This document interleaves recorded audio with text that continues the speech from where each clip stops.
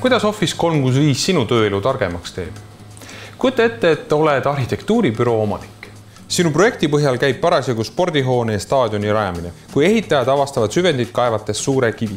Töö pannakse seisma. Nüüd on sinu ülesanne võimalikult kiiresti projekt ümber teha, et töö ehitusplatsilt saaks jätkuda. Esimese asjana pead sa oma tiimi uuesti kokku ajama. Sa tead, et osad meeskonnaliikmed on Eestist ära, osad ei vasta telefonile ja meilide vahetamiseks ei ole sul aega. Microsoft Outlookis on kõik sinu projekti meeskonnad mõne nupuvajutuse kaugusel. Leiad rühmakalendrist liikmetele sobiva aja, teete videokoosoleku ja ülesanded ongi laiali jagatud. Nüüd on oluline, et sinu meeskonnaliikmed hakkaksid tööle õigete failidega, sest erinevate failiversioonide otsimine ja edasi-tagasi saatmine raskaks lihtsalt liiga palju aega. Microsoft Teams hoiab su meeskonna projektisuhtluse ja failinduse joones. Kõige viimased tööfailid on kõigile alati kindlast kohast kättesaadavad ja seda igast seadmest. Nii liigud ka kontorist eemal olles tööga kiirelt edasi. Peagi edastad kliendile uue lahenduse, saabub kinnitus ja töö ehitusplatsil saab jätkuda.